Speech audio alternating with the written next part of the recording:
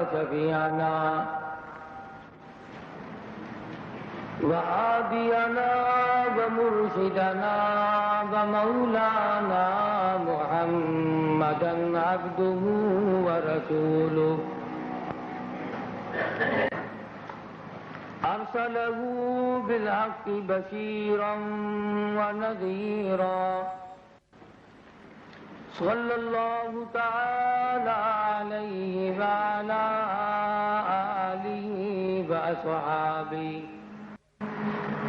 وأزواجه وذرياته وبارك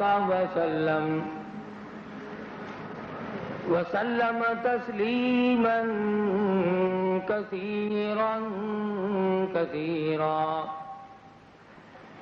أما بعد فأعوذ بالله السميع العليم من الشيطان الرجيم. بسم الله الرحمن الرحيم.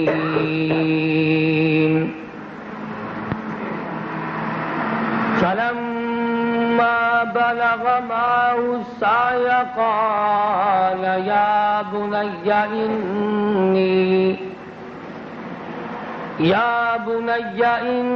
إني أرى في المنام أني أذبحك فانظر ماذا ترى. قال يا أبت افعل ما تؤمر ستجدني إن شاء الله من الصابرين. فلما أسلما وتله للجبين فناديناه أن يا إبراهيم قد صدقت الرؤيا إنا كذلك نجزي المحسنين.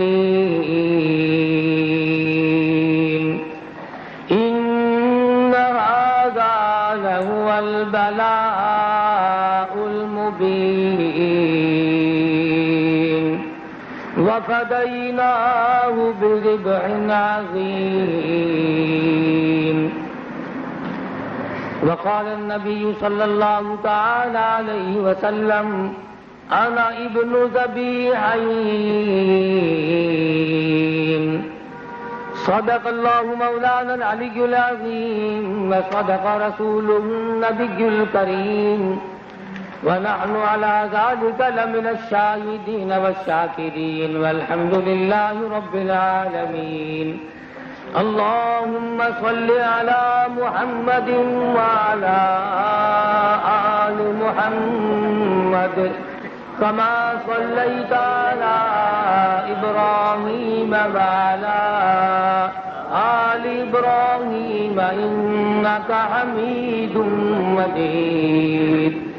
اللهم بارك على محمد وعلى آل محمد كما باركت على إبراهيم وعلى آل إبراهيم إنك حميد مجيد.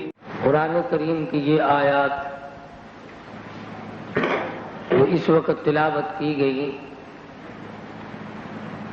23ویں پارے سورہ صافات کی چند آیات ہیں.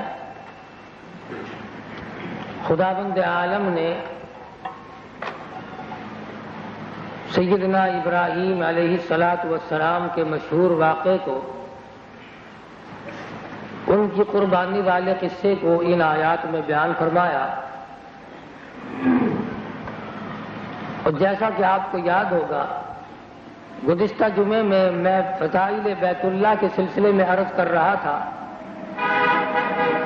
کہ اللہ تبارک و تعالی جل شانہ نے خاندان ابراہیمی کو نوازا. اور ابراہیم علیہ السلام پر بڑی مشکلات آئیں، انہیں انتہائی دکھوں کا سامنا کرنا پڑا۔ آزر کے گھر میں پیدا ہوئے جو بت پرست نہیں بلکہ بت گر ہے، خدا بناتا ہے۔ مولانا تاج محمد صاحب امروٹی رحمت اللہ علیہ فرمایا کرتے تھے، رب روٹھے تے مت کھسے۔ خدا جب کسی سے ناراض ہوتا ہے تو پہلے عقل کا دیوالیہ نکلتا ہے۔ خلیل اللہ کا والد خدا بنایا کرتا تھا، پتھروں کے خدا، اور بنا بنا کر کے بیچا کرتا تھا۔ ابراہیم علیہ السلام کے سر پہ ٹوکرا بھر کے رکھ دیا خداؤں کا کہ بیٹا بیچ کے آؤ معبودوں کو، خداؤں کو۔ جب کسی قوم کی مت ماری جائے وہ خدا کو بھی بیچنے لگ جاتے ہیں۔ آج کل بھی ہمارے ہاتھ نہیں لگتا، ورنہ سودا تو ہم بھی کر لیتے خدا کا، قابو میں ہمارے نہیں۔ جہاں تک اس کے قدرت اور مناظر کا تعلق ہے اس میں تو ہم کمی کرتے نہیں۔ تو ابراہیم علیہ السلام لے کے چلے جاتے اور آواز لگاتے، لے لو خدا پر ہیں جھوٹے۔ اب کون لے؟ اور اگر کسی نے بھول بسر کے لے بھی لیا تو وہ اگلے دن واپس کر دے کہ اس کا تو ناک ٹوٹا ہوا ہے، اس کا تو کان ٹوٹا ہوا، خدا بدل دے۔ تو ابراہیم علیہ السلام پھر خدا بدل کر ٹوکرے میں نہیں رکھتے تھے، ان کو نیچے گھسیٹ کر لاتے۔ باپ کہتا تو اتنا بے ادب ہو گیا، اتنا گستاخ ہو گیا، خداؤں کو نیچے گھسیٹ کے لاتا ہے۔ تو ابراہیم علیہ السلام فرماتے، ابا جان جب لوگوں نے خداؤں کو موڑ دیا تو میں ان کو سر پہ اٹھا کر کے۔ بات بڑھتی چلی گئی۔ ابراہیم علیہ السلام نے موقع پا کر کے ایک روز پکڑ لیا اپنے ابا جان کو۔ قرآن کہتا ہے وَاذْكُرْ فِي الْكِتَابِ إِبْرَاهِيمَ إِنَّهُ كَانَ صِدِّيقًا نَبِيًّا۔ اے محمد مصطفیٰ صلی اللہ علیہ وسلم، اپنی کتاب مقدس میں ذکر کرو ابراہیم علیہ السلام کا، وہ بڑے سچے پیارے نبی تھے۔ اذ قال لأبيه يا أبت لم تعبد ما لا يسمع ولا يبصر ولا يغني عنك شيئا۔ اے میرے ابا جان، جن خداؤں کو میرے سر پہ رکھتا ہے، جن کی تو پوجا کرتا ہے، جن کو رات دن بیٹھ کے تراشتا ہے، یہ نہ سنتے ہیں، نہ دیکھتے ہیں، نہ نفع دے سکتے ہیں، نہ نقصان پہنچا سکتے ہیں، یہ تو کسی چیز کے بھی مالک نہیں۔ یا ابت انی قد جاءنی من العلم ما لم یاتک فاتبعنی اہدک صراطا سویا۔ اے میرے ابا جان میری بات مانو، مجھے اللہ پاک نے علم کی دولت سے نوازا ہے، میں ایسے خدا کا پتہ بتاؤں گا جس کی شان یہ ہے لا الہ الا هو یحیی و یمیت، جو ہر وقت زندہ ہے اور اس حال میں رہتا ہے۔ اللہ لا الہ الا هو الحی القیوم۔ اس خدا کی پرستش کرو، اس خدا کے سامنے عاجزی کرو، اس خدا سے اپنی بگڑی بنانے کی التجا کرو۔ او اجڑے ہوئے اس مالک کو پکارو، بچھڑے ہوئے اس مالک کے سامنے جا کر کے عاجزی کرو جس نے سارے جان کو بسایا ہوا ہے۔ فرمایا لا تأخذہ سنۃ ولا نوم، نہ وہ سوتا ہے نہ اسے نیند آتی ہے، نہ وہ کسی قسم کا آرام کرتا ہے، وہ کھانے سے بھی پاک ہے، وہ پینے سے بھی پاک ہے۔ فرمایا اے میرے نبی میری ذات لوگوں کو سمجھا دو، قل کہو اللہ احد، اے میرے محبوب ان لوگوں کو بتاؤ کہ خداوند عالم کی ذات یکتا ہے، اللہ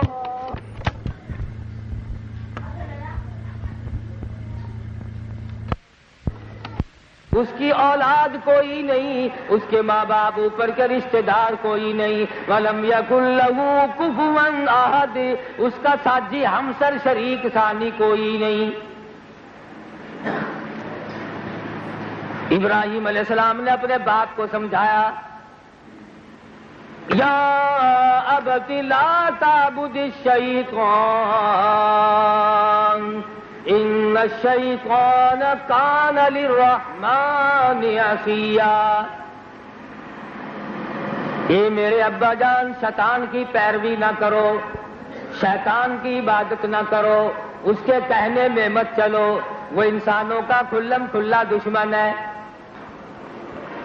بجائے ابراہیم علیہ السلام کی بات پہ کان دھرنے کے، سوچنے کے، غور و فکر کرنے کے، اکڑ کرنے لگا اور کہنے لگا قال اراغب انت عن آلہتی یا ابراہیم۔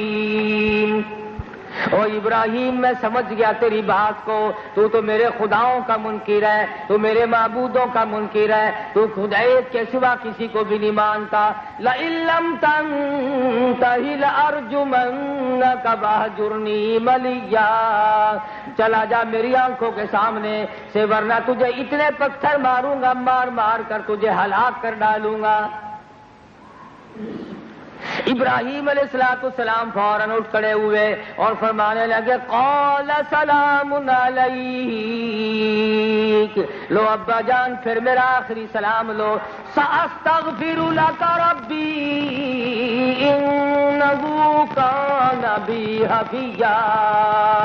اے میرے ابا جان، جب بھی موقع ملا، جب بھی مجھے اللہ نے توفیق دی، میں اپنے پروردگار کی حضور میں آپ کے لیے مغفرت کی دعا کرتا رہوں گا۔ ابراہیم علیہ السلام نے وطن چھوڑ دیا، دوسرے وطن کا ارادہ کر لیا، ابھی وطن میں نہیں پہنچے، فلسطین میں ہے۔ لوگوں کو پتہ چل گیا کہ یہاں پہ ایک شخص اس قسم کا عقیدہ رکھتا ہے، وہ خدا کی ذات کے سوا کسی کو نہیں مانتا۔ میلے کا موقع نکلا، لوگ میلے میں جا کر کے شامل ہو گئے، بت خانہ بہت بڑا بنایا ہوا تھا، سارے کے سارے اس میلے میں جا کر کے شریک ہو گئے۔ ابراہیم علیہ السلام اس بت خانے میں چلے گئے، جا کے بتوں کا کسی کی ٹانگ توڑ دی، کسی کا پیر توڑ دیا، کسی کا ناک کاٹ دیا، کسی کا کان کاٹ دیا۔ جو سب سے بڑا بت تھا کلہاڑا اس کے کاندھے پہ رکھ کے چلے آئے۔ واپس آئے تو کہنے لگے ہمارے خداؤں کے ساتھ یہ معاملہ کس نے کیا؟ آپس میں باتیں چل پڑی، پوچھ گچھ ہوئی۔ کچھ لوگ کہنے لگے قالوا سمعنا فتى يذكرهم يقال له ابراہیم، ایک نوجوان ہے جس کا نام ابراہیم ہے، وہ اکثر ان کی برائی کیا کرتا ہے، وہ انہیں مانتا ہی نہیں۔ اکٹھے ہو کر کے آ گئے، قالوا اانت فعلت هذا بآلهتنا یا ابراہیم، اے ابراہیم ہمارے خداؤں کے ساتھ یہ تم نے معاملہ کیا ہے، یہ کام کس نے کیے؟ کون تھا ایسا یوں کرنے والا؟ چنانچہ ابراہیم علیہ السلام نے فرمایا کہ چلو دیکھتے ہیں کون ہے۔ تو وہ ایک کے کاندھے پہ جو کلاڑا رکھا ہوا تھا، فرمایا اس سے پوچھو نا کہ جو کلاڑا لیے کھڑا ہے اپنے کاندھے پہ، اس سے معلوم کرو کہ ان کو مار کس نے دی ہے۔ اور وہ سارے کہنے لگے کہ ابراہیم تو عقل مند آدمی ہو کر کیسی باتیں کرتا ہے، یہ کہ کبھی بولنا کرتے ہیں؟ بس ابراہیم علیہ السلام کو بات کرنے کا موقع مل گیا۔ فرمایا جب یہ بولنا نہیں جانتے تو تمہارے حاجت روا کیسے ہو گئے، تمہارے مشکل کشا کیسے بن گئے؟ آج وہی بات دہرائی جا رہی ہے، کرتے سے ننگا آدھا ولی، منجو ننگا پکا ولی، جو بالکل دمادم مست قلندر ننگا پھر رہا ہو، یوں کہ یہ بہت پہنچا ہوا بزرگ ہے، بڑا ولی اور قطب ہے، یہ جو کہتا ہے وہی ہو جاتا ہے۔ کیوں؟ اس لیے کہ ننگا پھرتا ہے۔ کیا عقیدہ ہے، کیا یقین بنا مسلمانوں کا؟ ننگے کو ولی، جسے اپنا تن کجنے کی، اپنی شرمگاہ ڈھانپنے کی تمیز نہیں، وہ تیرا مشکل کشا کیسے ہو جائے گا؟ وہ تیری حاجت روائی کیسے کرے گا؟ جسے اپنے ننگ کا پتہ نہیں، جسے اپنی شرم کی جگہ چھپانے کا احساس نہیں، بیچارے کو عقل نہیں، اللہ پاک نے اس کی عقل لے لی، وہ تیرا حاجت روا کیسے ہوگا؟ اور آج عام طور پہ یہ ذہن بنا ہوا ہے، جتنا کوئی ننگا پڑا رہے گا نا، لوگ عورتیں زیادہ سے زیادہ جا کر ایسے لوگوں سے منتیں مانگیں گی، اپنے لیے دعا کے لیے کہیں گی، اور ان کی گالیوں کا ترجمہ نکالتے ہیں۔ یہی تعلیم دی لا الہ الا اللہ محمد الرسول اللہ صلی اللہ علیہ وسلم نے، کلمے کا یہی مطلب سمجھ میں آیا، لا الہ کوئی نہیں سوائے ایک کے، کوئی تمہارا حال جاننے والا نہیں، کوئی تمہارا خدا اور معبود نہیں۔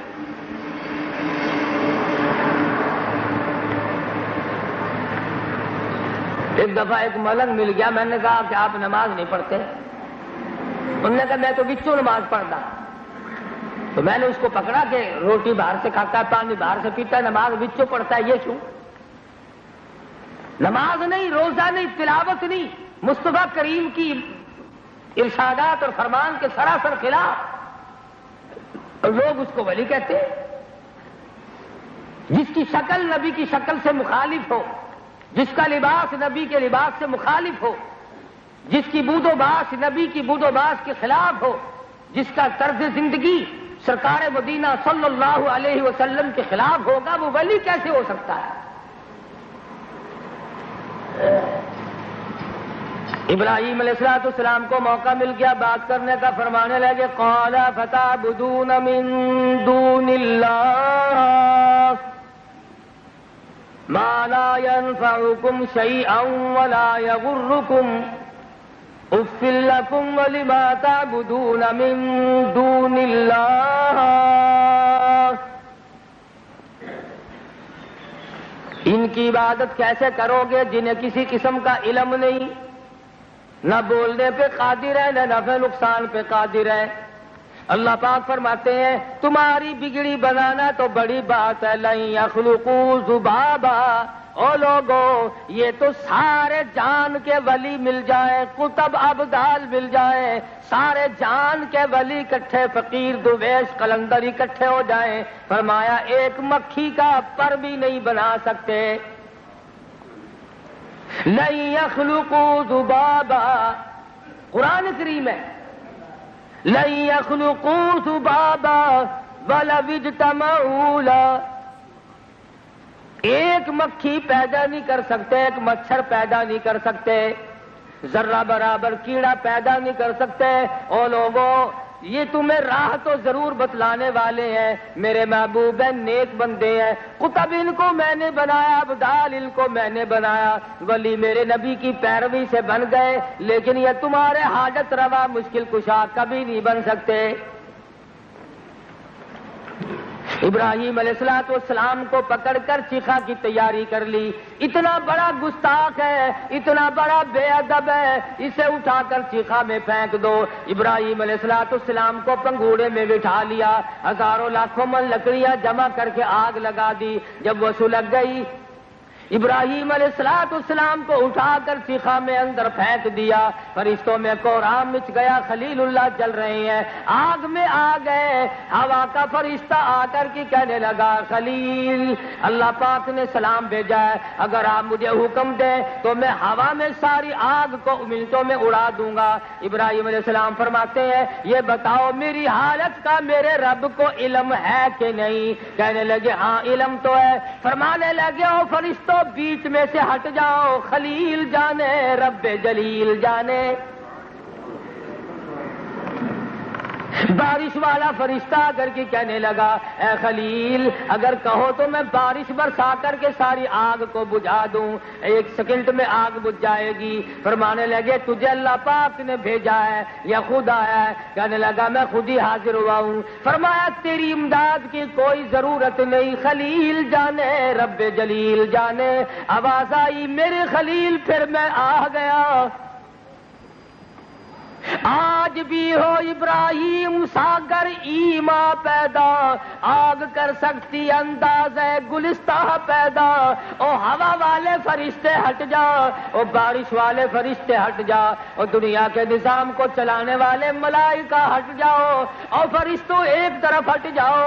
میرے خلیل نے خود میں جلیل کو یاد کیا ہے۔ اللہ پاک خود فرماتے ہیں قلنا یا نار کونی بردا، اے آگ میں خدا تجھے خود کہنے آیا ہوں، قلنا یا نار کونی بردا وسلاما علی ابراہیم،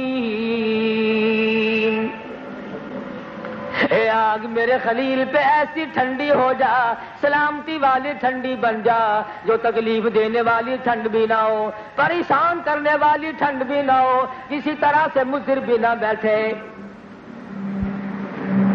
ابراہیم علیہ السلام کو چیخا سے بچا لیا، تم میرا نام لیتے ہو، میری توحید کے لیے مار کھاتے پھرتے ہو، ابا نے گھر سے نکال دیا، وطن سے بے وطن ہو گئے، باہر تشریف لائے، پھر ملک چھوڑ دیا، چل پڑے، ملک مصر سے گزر ہو رہا ہے، حضرت سارہ رضی اللہ تعالی عنہ ساتھ ہیں۔ مصر کے بادشاہ کو نوکروں نے، ملک کے لوگوں نے اطلاع دی، ایک نوجوان تیرے ملک سے گزر رہا ہے جس کی ساتھ نہایت ہی حسینہ خوبصورت قسم کی عورت ہے۔ بادشاہ بڑا بدماش تھا، بڑا ظالم اور نابکار تھا۔ یہ جو کئی ہمیں ٹکرے ہیں نا خبیث قسم کے بادشاہ، پتہ چلتا ہے کہ یہ انہی کی نسل سے ہیں۔ یوں سمجھتے ہیں کہ ہماری تو چھٹی ہو گئی، جتنی چاہو شراب پیو، جتنی چاہو بدماشی کرو، انسانیت سے بھی گزر جاتے ہیں۔ لوگ حضرت سارہ کو گرفتار کر کے چلنے لگے، حضرت سارہ رونے لگی، ہے میرے ابراہیم یہ کیا بنی؟ حضرت ابراہیم علیہ السلام نے تسلی دی، اللہ وارث ہے گھبراؤ نہ، میں خلیل اللہ کی آبرو، میں خلیل کی آبرو، رب جلیل کی آبرو ہے، وہ خود نگہبانی فرمائیں گے۔ حضرت سارہ شاہی محل میں لائی گئی، بادشاہ نے برائی کا ارادہ کیا، حضرت سارہ فرمانے لگی مجھے 2 رکعت نماز کی اجازت دے۔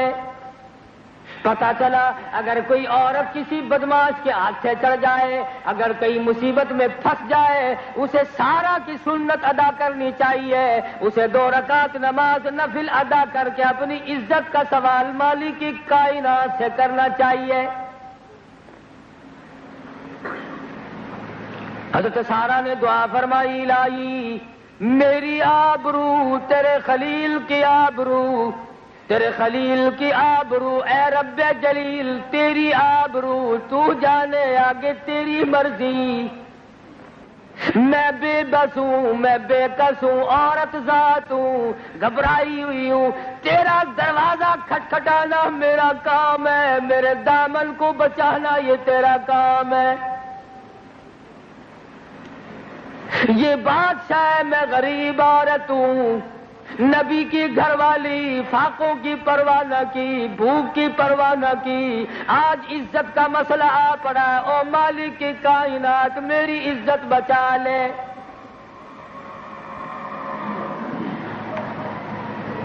علماء کرام نے بھی لکھا ہے، حضرت سارہ کی جب دعا ہوئی، اس ظالم کے ہاتھ پاؤں میں ساری جان میں درد شروع ہو گیا، کانپنے لگا اور کہنے لگا میرے لیے دعا کر دے، میں کچھ نہیں کہوں گا۔ ہائے نبی کا گھرانہ کتنا کریم ہوتا ہے، ورنہ کہتی تڑپتا رہو، میں تیرے لیے دعا کیوں کروں۔ حضرت سارہ نے ہاتھ اٹھا دیے، اے اللہ، اے زمین و آسمان کے مالک، یہ وعدہ کرتا ہے کہ میری بے عزتی نہیں کرے گا، تو اسے صحت عطا فرما دے۔ آج ہمیں تھوڑا سا کوئی رنج دے کر، تھوڑی سی کوئی بات کہہ کر دعا کرا کے تو دیکھے بلا، اگر کہے گا بھی کہ جی دعا کر دینا، ہم کہیں گے تو وہی نہیں، جو یوں کہتا تھا، اور یہاں آبرو کا مسئلہ ہے، سارا قربان جاؤں تیرے اخلاق پہ، تم کتنی نرم دل ہو، اتنی دیر میں دعا مانگنے بھی بیٹھ گئی، وہ فوراً تندرست ہو گیا، اس نے بھی پکی بدماشی کی، پھر برائی کا ارادہ کیا۔ یہ جو بغیرت آدمی ہوتا ہے اسے اپنے قول و قرار کا بھی پاس نہیں ہوتا، کیا بھی میں نے کیا کہا تھا اور ابھی میں کیا کہنے لگا ہوں اور میری بات کا کیا اثر پڑے گا، فوراً پلٹ گیا۔ حضرت سارا نے پھر ہاتھ اٹھا دی، الہ العالمین یہ تو پھر بدماشی پہ ارادہ کرتا ہے، تو اس کو ویسا ہی کر دے جیسا یہ پہلے تھا۔ اللہ پاک نے پھر ویسا ہی کر دیا، وہ پھر رونے لگا، مائی قسم کھاتا ہوں کچھ نہیں کہوں گا، مر گیا میں، میرے لیے دعا کرو، میں مر رہا ہوں۔ اندازہ لگاؤ سارا کے ظرف کا۔ آج عورتیں ذرا سی دیر میں گھبرا جاتی ہیں، بددعا، گلا شکوا، کوسنا پیٹنا، اور یہاں حضرت سارا پھر دعا کر دیتی ہے دوسری مرتبہ بھی، اور یہ تیسری مرتبہ پھر برائی کا ارادہ ظاہر کرتا ہے۔ تو حضرت سارا رضی اللہ تعالیٰ عنہ نے پھر دعا کر دی، الہ العالمین یہ جیسے پہلے تھا اسے ویسا ہی کر دے، اب یہ باز آنے والا نہیں، یہ نہیں باز آنے کا۔ اس کا ارادہ حضرت سارا کیا آبرو کو تباہ کرنے کا ہے،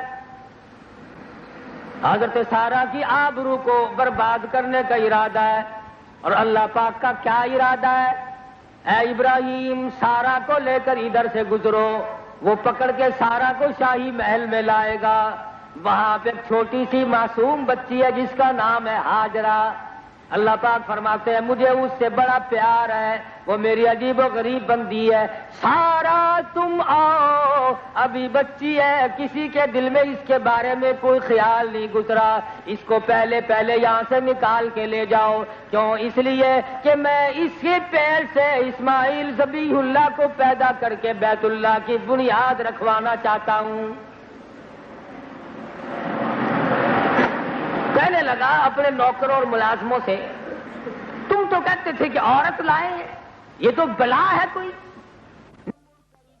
تم تو کہتے تھے کہ عورت لائیں، یہ تو بلا ہے کوئی، نکالو میرے محل سے جلدی، لے جاؤ اسے۔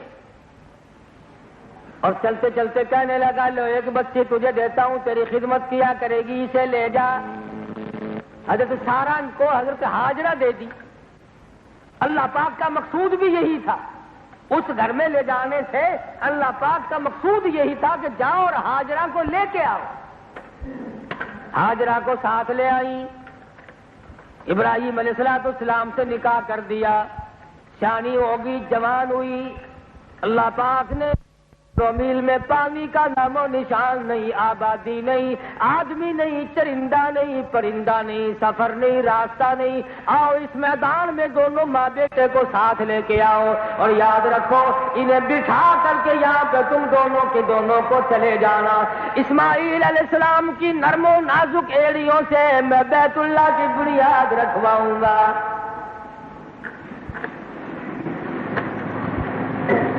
حضرت ہاجرہ کو ساتھ لیا، گود میں اسماعیل علیہ السلام ہیں، چھوٹے سے، تھوڑی سی کھجوریں ہیں، معمولی سا پانی ہے، اور صحرا میں اس بیابان جنگل میں جہاں کعبہ ہے، جہاں مکہ ہے، کئی 100 میل میں لک و ڈک میدان، کوئی قریب بستی آبادی شہر رستہ بھی نہیں کسی کا۔ اس میدان میں جنگل میں حضرت ہاجرہ کی گود میں اسماعیل علیہ السلام ہے، بٹھا کے اور بغیر بولے، بغیر کچھ کہے، یوں ہی واپس ہو لیے۔ سمجھی شاید یہیں کی قریب ہی کچھ دیکھ رہے ہوں گے، لیکن جب ذرا دور نکل گئے حضرت ہاجرہ کا دل دھڑکنے لگا، کھڑی ہو گئی، اسماعیل علیہ السلام کو سینے سے لگا کرو میرے ابراہیم کہاں چلے، اے ابراہیم کہاں جا رہے ہو، مڑ کے دیکھتے نہیں، پھر کے دیکھتے نہیں، حیران الہی یہ کیا ہوا، سینے سے لگائے ہوئے حضرت ہاجرہ دوڑ لگاتی ہوئی ابراہیم علیہ السلام کے قریب آ پہنچی اور راستہ روک کر کے کہنے لگی، او ابراہیم، اے اللہ کے نبی، میں جوان عورت، یہ معصوم بچہ میری گود میں، شہر نہیں، آبادی نہیں، آدمی نہیں، پانی نہیں، ہمیں یہاں چھوڑ کر کیوں چلے ہو؟ کوئی جواب نہیں۔ حضرت ہاجرہ نے رو دیا اور رو کے کہنے لگی، اے ابراہیم، خدا کے لیے میرا قصور بتاؤ، معافی چاہوں گی، میرا جرم بتاؤ، معذرت کروں گی، میرا گناہ بتاؤ، معافی طلب کروں گی، کیا وجہ، کس گناہ میں، کس جرم میں مجھے اس میدان میں چھوڑ کے چلے ہو؟ کوئی جواب نہیں۔ کیا جواب دے؟ اللہ پاک نے منع کیا ہوا ہے، خلیل زبان کو حرکت نہیں دینا تاکہ ہاجرہ کا صحیح معنوں میں امتحان ہو۔ خود ہی بول اٹھی اور کہنے لگی، اے ابراہیم، کہیں اس پروردگار کا حکم تو نہیں؟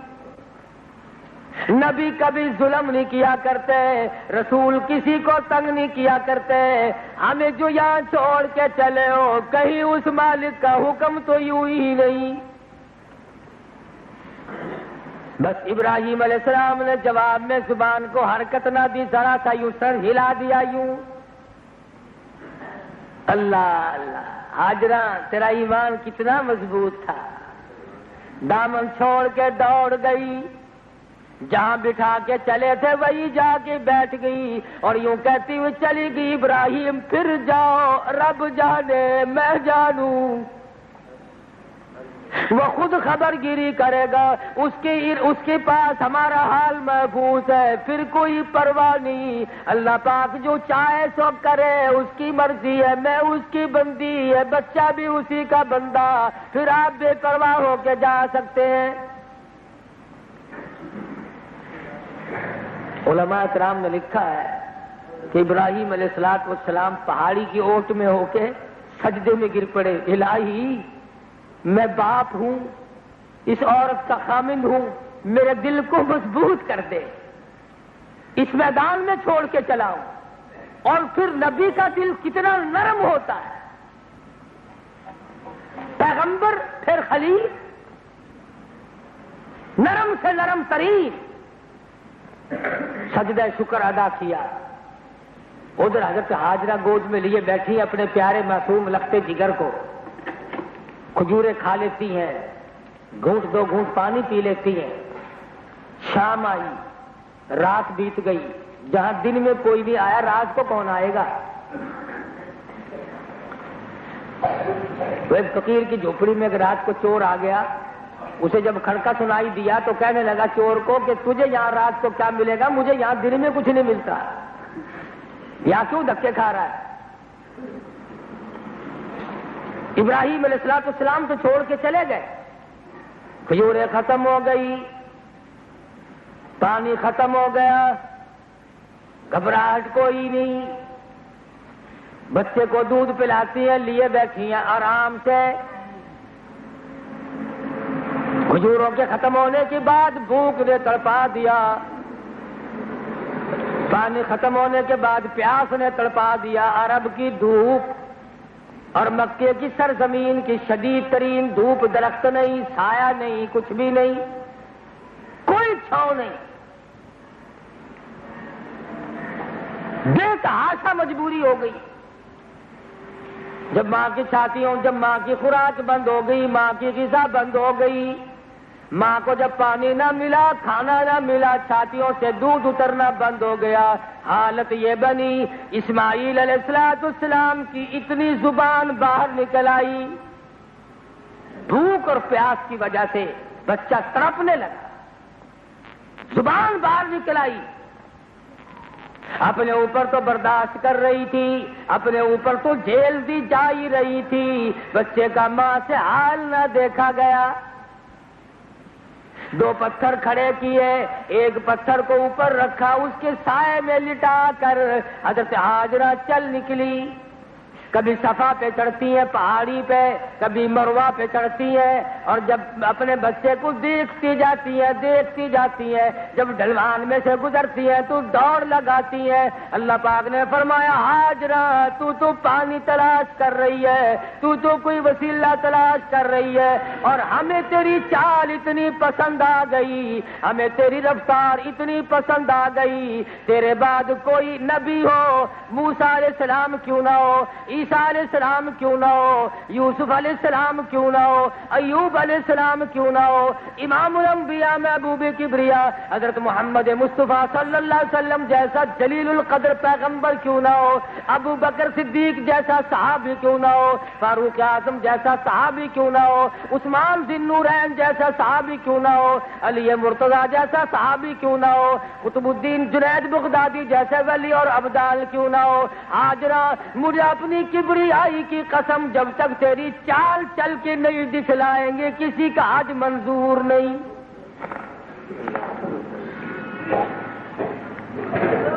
بے شک نبی ہو، بے شک رسول ہو، بے شک ولی ہو، چال تیری چلنی پڑے گی، یہ رفتار سب کو چلنی پڑے گی۔ بچہ جب روتا ہے تو وہ ایڑیاں رگڑتا ہے زمین میں۔ اسماعیل علیہ السلام کیونکہ بھوک اور پیاس کی وجہ سے جب رو رہے تھے تو ایڑیاں رگڑی۔ اللہ پاک نے فرمایا کوئی اپنی کوٹھی بنگلے کا بنیاد سنگ بنیاد بادشاہوں سے رکھوائے گا، کوئی وزیروں سے رکھوائے گا، کوئی ڈی سی کمشنروں سے رکھوائے گا، کوئی پیر اور فقیروں سے رکھوائے گا، میں اپنے گھر کی بنیاد اسماعیل ذبیح اللہ کی نرم و نازک ایڑیوں سے رکھوانا چاہتا ہوں۔ نرم نرم ایڑیاں کھڑیاں جب اسماعیل علیہ السلام نے زمین پہ رگڑی تو وہاں سے چشمہ پھوٹ پڑا پانی کا۔ فرماتی ہے حضرت ہاجرہ کہ جب میں صفا پہ چڑھی آخری مرتبہ تو میرے کانوں میں ایک آواز آئی۔ حضرت ہاجرہ نے اس وقت رو دیا، او آواز دینے والے میں نے تیری آواز سن لی، اگر میرا بچہ ضائع ہو گیا مر گیا تو پھر میں تیری امداد کا کیا کروں گی؟ مجھے بھی پیاس ہے، بھوک بڑی لگی ہے، میرے بچے کی زبان باہر نکلی ہوئی ہے، او آواز دینے والے، او مالک کی کائنات میں تجھی سے سوال کر رہی ہوں۔ واپس آئیں، آ کے کیا دیکھتی ہیں کہ اسماعیل علیہ السلام کی ایڑیوں کے رگڑ سے تو پانی کا چشمہ جاری ہو رہا ہے۔ بس چاروں طرف سے مٹی کے اٹھا کر کے وہاں پر ڈیول بننا سا بنا لیا، زم زم زم رک جا رک جا رک جا، مشکیزہ بھر لیا، خود بھی پیا۔ اللہ پاک نے فرمایا ہاجرہ اس پانی میں نے دونوں قوتیں ڈال دی ہیں، یہ کھانے کا کام بھی دے گا، یہ پینے کا کام بھی دے گا۔ 14ویں صدی کا گلوکوز قربان کر دیا جائے زمزم پہ، ارے وٹامن اے اور بی اور سی تمام کے تمام اس پانی میں آج تک موجود ہیں۔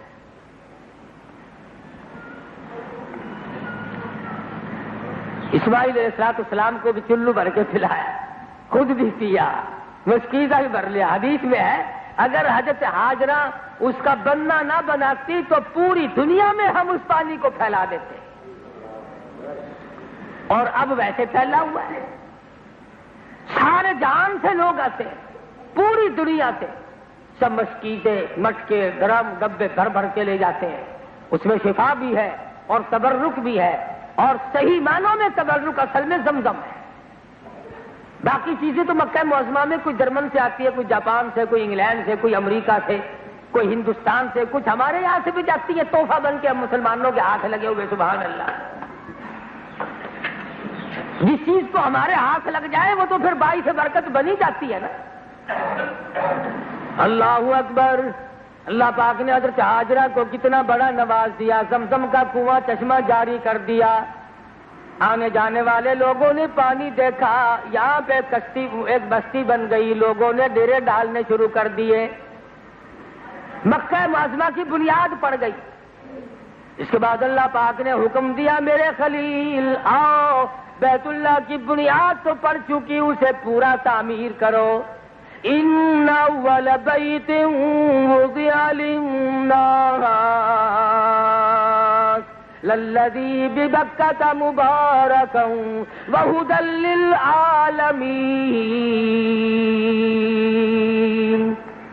سارے جہان میں سب سے پہلے میرا گھر بنایا گیا، اسی کو سارے جہان پہ فضیلت ہے۔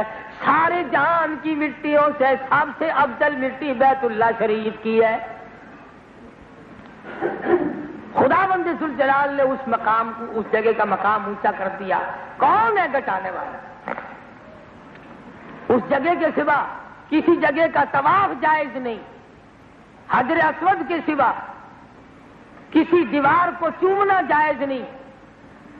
خداوند ذوالجلال نے الہی بنائے کیسے بیت اللہ کو؟ فرمایا جبریل انجینئر بنے گا، جبریل انجینئر بنے گا، مستری خلیل اللہ ہوگا، مزدور اسماعیل ذبیح اللہ ہوگا۔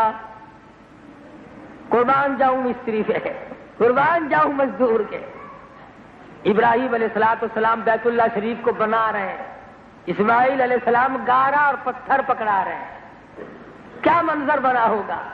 حضرت ہاجرہ بھی امداد کر رہی ہیں، پاس بیٹھ کر خامد مستری ہے، بیٹا مزدور بنا ہوا ہے، بنانے والا خلیل اللہ، مزدوری کرنے والا اسماعیل ذبیح اللہ، اور بن کیا رہا ہے؟ بیت اللہ۔ اور جس کا گھر بن رہا ہے وہ خود خدا ہے، اللہ،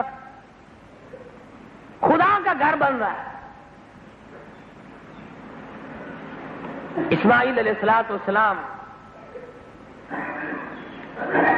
جب ہاتھ اونچے نہیں جاتا تھا، اتنی اونچی دیواریں بن گئی کہ اب ہاتھ نہیں پہنچتا، اب گو کیسے بنائے، پیر کیسے باندھے، وہاں کوئی لکڑ رکھے ہوئے ہیں، کیسے بنائے؟ حضرت اسماعیل علیہ السلام نے دعا مانگی، خلیل اللہ نے آمین کہہ دی۔ یا اللہ پیر بنانے کا میرے پاس انتظام کوئی نہیں، تو خود انتظام کر دے۔ ایک پتھر پہ اسماعیل علیہ السلام گارا رکھ دیتے ہیں، وہ پتھر خود بخود اوپر دیوار کے اوپر گارا پہنچانے کے لیے چلا جاتا ہے۔ پہلے تو لوگ کہتے تھے ایسے کیسے ہو گیا، اب یہ بلڈنگوں پہ مشینیں مسالہ کیسے پہنچا رہی ہیں؟ ارے بجلی پہنچا سکتی ہے، خدا نہیں پہنچا سکتا، خدا کے اختیار میں نہیں۔ ابراہیم علیہ السلام نے جس پتھر پہ کھڑے ہو کر تعمیر فرمائی، جتنا حضرت ابراہیم چاہتے وہ پتھر اونچا ہو جاتا، جتنا چاہتے وہ نیچا ہو جاتا۔ بیت اللہ شریف مکمل ہو گیا، پورا ہو گیا، سارا خاندان ابراہیمی موجود ہے، دعا مانگ رہے ہیں۔